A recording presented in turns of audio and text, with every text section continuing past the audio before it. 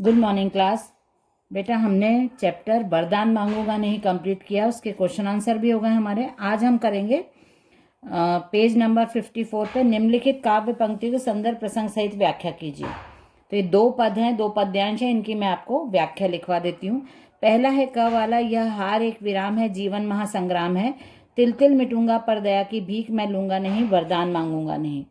तो ये पद्यांश आपको आप नंबर डाल लो क और उतार लो। आप चाहो तो फर्स्ट वर्ड और लास्ट वर्ड लिख के डैश डैश बीच में डाल सकते हो एक लाइन में। सेकंड लाइन में आप सबसे पहले लिखो संदर्भ। हेडिंग आपको डालना है संदर्भ। संदर्भ में आप लिखो प्रस्तुत पद्यांश हिंदी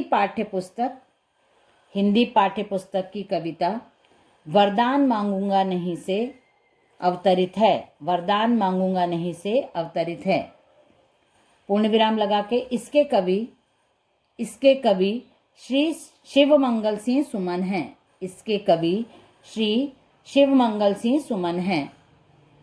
नेक्स्ट लाइन में आप प्रसंग हेडिंग डालो प्रसंग, उसके बाद डैश लगा के प्रस्तुत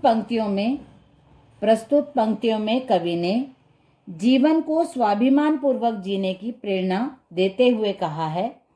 प्रस्तुत पंक्तियों में कवि ने जीवन को स्वाभिमान पूर्वक जीने की प्रेरणा देते हुए कहा है।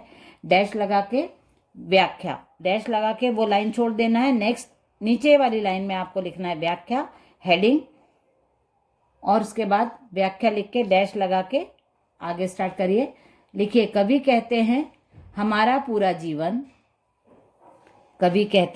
पूरा जीवन एक संग्राम की तरह है, जिसमें हमें कभी हार तो कभी जीत मिलती है। हमें इससे न डरते हुए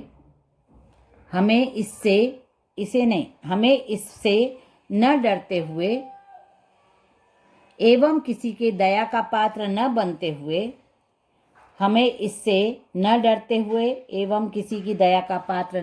हुए आत्मबल से अपने सभी कर्तव्य पूरे करना चाहिए।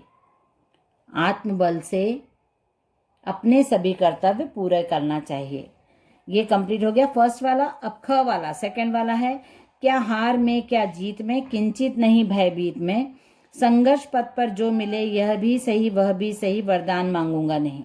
तो सेकंड वाला आप उतार सकते हो। जैसे आपको फर्स्ट वर्ड लिख के लास्ट वर्ड लिखना है, बीच में डैश डालना है, वो भी आप कर सकते हो। उसके बाद संदर्भ और प्रसंग आपके पूर्ववत रहेंगे। आप संदर्भ हेडिंग डालो कॉपी में संदर्भ, उसके बाद डैश डाल के पूर्ववत मतलब जैसे हमने पहले लिखा है। तो पहले के पद्यांश में जो संदर्भ है वही सेकंड वाले पद्यांश में भी आएगा। उसके बाद आप नीचे लिखो प्रसंग में भी आपको लिखना है पूर्ववत, मतलब पहले की तरह ही, जैसा पहले लिखा है वैसा ही। तो ऐसे आप लिख दो संदर्भ प्रसंग। उसके बाद आप नीचे की लाइन में नेक्स्ट लाइन में आप लिखो व्याख्या और डैश डाल के जो मैं डिक्टेट कर रही हूँ उसको लिखना स्टार्ट करो। व्याख्या में आप लिखो कवि कहते हैं मैं अपने जीवन में हमेशा बिना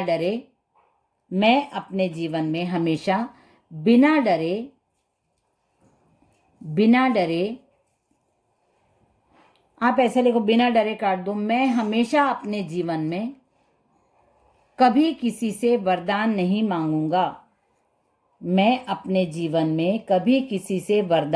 मांगूंगा, पूर्ण विराम, एवं बिना डरे हार एवं जीत को स्वीकारते हुए अपने जीवन पथ पर निरंतर आगे बढ़ता रहूंगा। तो ये दो हमने संदर्भ प्रसंग व्याख्या कर ली। दो पद्यांश हो गए हमारे इस वरदान मांगूंगा नहीं पाठ से। और अभी मुझे किसी ने बोला कि मृत्तिका पाठ के पद्यांश नहीं हुए हैं, एक पद्यांश, तो पहले आप लोग कंफर्म कर लो क्योंकि वो हो चुका है। दूसरे बच्चों से मैंने कंफर्म किया है तो वो कंप्लीट हो चुका है पाठ। और जब अब हमारा ये कोर्स ख़त्म हो जाएगा तब हम जब रिवीजन करेंगे तब आप लोग मैच करना कि जो भी आपका जो भी छूट रहा होगा वो आपस में एक दूसरे से लेके आपको, और यदि कुछ छूटा है तो वो बताना, तो वो भी हम कंप्लीट करते जाएंगे और हमारा रिवीजन भी साथ साथ होता जाएगा। तो चलिए अब हम नेक्स्ट चैप्टर अपना स्टार्ट करते हैं। पेज नंबर है 56, पेज नंबर 56, और ये है समर्पण। समर्पण के लेखक हैं डॉक्टर सुरेश शुक्ल चंद्र। डॉक्टर सुरेश शुक्ल हिंदी एकांकी के सशक्त हस्ताक्षर हैं। ये हिंदी एकांकी लिखते हैं, और ये जो पाठ है समर्पण पाठ, ये एक एकांकी है। एकांकी मतलब एक अंक वाला नाटक, ऐसा प्ले जिस एक ही पार्ट जिसमें होता है, अलग अलग पार्ट्स नहीं होते। जैसे हम सीरियल वगैरह देखते हैं, एक पार्ट आ जाता है, एक फिर नेक्स्ट डे आता है, या ऐसे प्ले भी देखते हैं जो बड़े बड़े नाटक होते हैं जिसमें 2-3 स्टोरी चलती हैं। एक पहले आप देख लेते हो, फिर थोड़ा गैप करके दूसरा प्ले दिखाते हैं। एकांकी में ऐसा नहीं होता, एक ही सब्जेक्ट पे बेस रहती है एकांकी। कोई भी एक टॉपिक लिया जाता है, कोई भी एक विषय लिया जाता है, और उसको एक ही बार के नाटक में कंप्लीट किया जाता है, ख़त्म किया जाता है। और जो एकांकी होती है उसमें आखिरी में निष्कर्ष भी बताया जाता है। जो भी टॉपिक रहता है, जो विषय लिया जाता है, उसमें आखिरी में निष्कर्ष भी, कंक्लूजन भी निकाल के हमको बताया जाता है। समर्पण पाठ है। इस एकांकी की कथा का संबंध इतिहास के उस कालखंड से जब समग्र उत्तर भारत पर मुगल बादशाह अकबर का शासन स्थापित हो चुका था। समर्पण एकांकी में महाराणा प्रताप एवं उनके परिवार की देशभक्ति, वीरता एवं स्वाभिमान का चित्रण है। ये एकांकी जो है महाराणा प्रताप के बारे में है। महाराणा प्रताप ने अकबर, जो मुगल शासक थे, मुगल शासक अकबर ने पूरे भारत पर अपना साम्राज्य स्थापित करने के लिए जो भारतीय राजा थे उनको अपने साथ मिलाने के लिए, उनको युद्ध में हराने के लिए बहुत कोशिश की थी, और उन्होंने महाराणा प्रताप को नहीं हरा पाए थे। महाराणा प्रताप को अपने के स्वाभिमान को नहीं डिगा पाए थे। और जो महाराणा प्रताप के जैसे और भी जो हमारे भारत के राजा थे, महाराणा प्रताप के जो सहयोगी थे, जो हमारे देश के छोटे मोटे राजा थे, छोटी मोटी रियासत के शासक थे, उन लोगों ने क्या किया था, अकबर की दोस्ती स्वीकार कर ली थी, अकबर के अंडर में चले गए थे, अकबर के ग्रुप में चले गए थे। पर महाराणा प्रताप ने इस प्रकार की कोई भी जैसे अकबर ने क्या किया था, कई लोगों को, कई राजाओं को जागीर देने का लालच दिया था। कहीं कि हम आपको, ऐसा बोला था कि हम आपको शासक बना देंगे, हम आपको इतनी जागीर दे देंगे, आप हमारे। तो कुछ लोग डर से और कुछ लोग लालच में आकर अकबर के अंडर में चले गए थे, अकबर के ग्रुप में चले गए थे, अकबर के सहयोगी बन गए थे, और उन्होंने महाराणा प्रताप का साथ छोड़ दिया था। तो महाराणा प्रताप का सहयोग करते करते जब चले गए, तो महाराणा प्रताप धोखे की वजह से या लोगों के, अपने ही लोगों के धोखा देने की वजह से युद्ध में हार गए थे। तो जब महाराणा प्रताप युद्ध हार जाते हैं तो फिर उनको क्योंकि गुलामी स्वीकार नहीं थी उनको अकबर की, तो उनके सहयोगियों ने उनको बोला कि आप यहाँ से भाग जाइए आप। तो उन्होंने अपना देश, मतलब वो छोड़ के, अपना मेवाड़ छोड़ के, मेवाड़ के राजा थे, मेवाड़ छोड़ के वो अपने बीवी और बच्चों के साथ जंगल जंगल भटकते रहे थे। और उस समय उनका जीवन कैसा था, उन्होंने क्यों नहीं अकबर की सत्ता स्वीकार करी, क्योंकि वो बहुत स्वाभिमानी व्यक्ति थे, बहुत वीर थे, और उनका जो घोड़ा था चेतक, वो भी युद्ध में मारा जा चुका था। तो इसलिए उन्होंने अकबर की गुलामी न स्वीकारते हुए जंगल में अपना जीवन व्यतीत किया। जंगल में उन्होंने बहुत सारा समय व्यतीत किया, और बाद में वो वापस भी आए और उन्होंने अपनी मेवाड़ को, अपनी मातृभूमि को वापस प्राप्त भी किया। तो ये पूरा महाराणा प्रताप और अकबर की जो युद्ध का जो एक पार्ट बताया इसमें, कि महाराणा प्रताप युद्ध हार जाते हैं तो फिर वो जंगल में कैसे अपना समय व्यतीत करते हैं और क्या उनके मन में चलता है। वो एक समय ऐसा आता है जब भूख से अपने बच्चों को तड़पता देखते हैं, तो वो सोचते हैं कि मुझे सरेंडर कर देना चाहिए, मैं अकबर की दास्ता, अकबर की गुलामी स्वीकार कर लेता हूँ, मैं पराजय स्वीकार कर लेता हूँ। लेकिन फिर उनकी जो वाइफ रहती है, उनकी जो बीवी और उनके जो सहयोगी रहते हैं, ऐसा कुछ वाक़या होता है कि वो उनके स्वाभिमान को वापस आत्मबल से वो अपने सत्ता को स्वीकारते हैं और आत्मबल से अपने शासन को प्राप्त करते हैं। तो ये स्टोरी आपको पढ़ना पड़ेगा, मैं आपको आज होमवर्क में दूंगी, इसको आपको पढ़ना है। इसके बाद मैं आपको आगे का चैप्टर एक्सप्लेन कर देती हूँ, क्योंकि हमारी नेक्स्ट वीक अब क्लास लगेगी, तो मैं दोनों वीक के क्वेश्चन आंसर आपको एक साथ करवा दूंगी।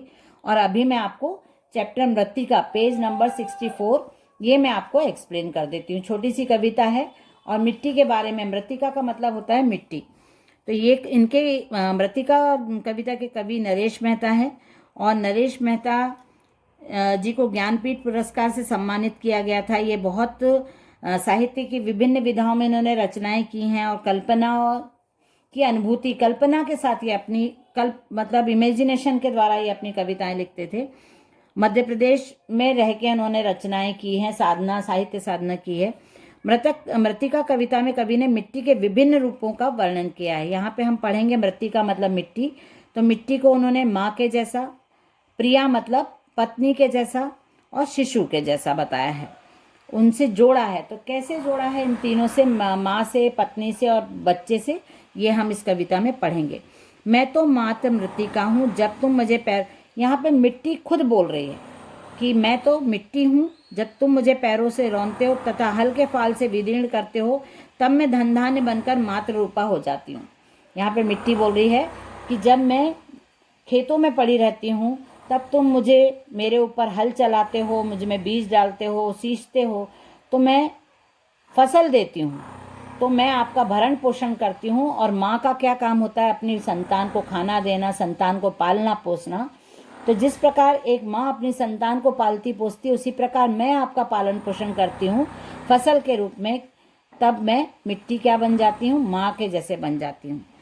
जब तुम मुझे हाथों से स्पर्श करते हो तथा चाक पर चढ़ाकर घुमाने लगते हो, तब मैं कुंभ और कलश बनकर जल लाती तुम्हारी अंतरंग प्रिया हो जाती हूँ। अब यहाँ पे वो बोल रही है मिट्टी का कि जब आप एक गोल चक्के के ऊपर मुझे रखते हो, उसमें मुझे पानी मिलाते हो और चक्के को घुमाते जाते हो, और अपने हाथों से मुझे अलग अलग स्वरूप देते हो, अलग अलग रूप देते हो, शेप बनाते हो, मेरे आकार देते हो मेरा, तब मैं एक मिट्टी का घड़ा के रूप में बन जाती हूँ। वही घड़े का रूप जब आपकी पत्नी उसमें पानी भरती है, और मैं आपकी पत्नी के रूप में उस समय सामने आती हूँ। जब तुम मुझे मेले में मेरे खिलौने रूप आकर्षित होकर मचलने लगते हो, तब मैं तुम्हारे शिशु हाथों में पहुँच प्रजा रूप हो जाती हूँ। जब एक राजा अपनी प्रजा को बच्चे की तरह संभालता है, उसी प्रकार जब कोई बच्चा बाजार जाता है और वहाँ पे मिट्टी के खिलौने देख के जब वो बहुत मचलने लगता है, तो जब उसके पेरेंट्स उसको वो खिलौना उसके हाथ में देके शांत करते हैं, तब मैं किस रूप में, एक बच्चे के रूप में मिट्टी का रूप दिखाई देता है लोगों को सामने। जिस प्रकार राजा अपनी प्रजा का देखभाल करता है, साल संभाल करता है, उसी प्रकार पेरेंट्स भी बच्चे के हाथ में मिट्टी का रूप देते हैं और उस मिट्टी को अच्छे से संभालते हैं, खिलौने के रूप में लाते हैं। भाई मिट्टी के बहुत सारे खिलौने टूट ना जाएं, मिट्टी के बर्तन है, मिट्टी की गुड़िया है, हाथी घोड़े, मिट्टी का घर, तो ऐसे साल संभाल करके रखते हैं कि मिट्टी का है, टूटना नहीं चाहिए। तो मैं उस समय किस रूप में आ जाती हूँ, बच्चे के रूप में आ जाती हूँ उस समय। अपने पुरुषार्थ पराजित स्वरूप से मुझे पुकारते, तब मैं अपने ग्राम में देवत के साथ चिन्मयी शक्ति हो जाती हूँ, प्रतिमा बन तुम्हारी आराध्या हो जाती हूँ। विश्वास करो, यह सबसे बड़ा देवत्व है कि तुम पुरुषार्थ करते मनुष्य और मैं स्वरूप पाती मृत्तिका हूँ।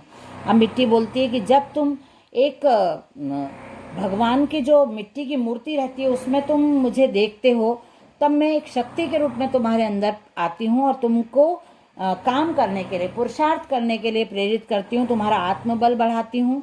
और तुमको मैं भगवान की मूर्ति के रूप में, जब तुम मुझे एक शक्ति के रूप में पूजते हो, तब मैं तुम्हारे अंदर भी शक्ति बनकर समा जाती हूँ, तुमको कॉन्फिडेंस देती हूँ, तुमको तुम्हारे आत्मबल को बढ़ाती हूँ, ताकि तुमको पॉजिटिव एनर्जी देती हूँ, जिससे तुम आगे बढ़ते रहो, हमेशा काम करते रहो। और आप विश्वास करो कि आप सब कुछ करने वाले हो, आप पुरुषार्थ करने वाले, मतलब आप काम करने वाले व्यक्ति हो, और मैं आपके हाथों में आकर अलग अलग रूप धारण करने वाली मात्र मिट्टी हूँ। आप जैसा चाहो मुझे अपने अनुरूप ढाल सकते हो, आकार दे सकते हो मुझे। तो ये मैंने आज आपको मृत्तिका भी समझा दिया। समर्पण आपको रीड करना है, समर्पण मैंने आपको शॉर्ट में समझा दिया है। यदि आपको उसमें कुछ प्रॉब्लम आती है तो आप मुझे क्लास में पूछ सकते हैं। हम नेक्स्ट क्लास में फिर आगे का पोर्शन कंप्लीट करेंगे। ओके बेटा, चलिए बाय एवरीवन।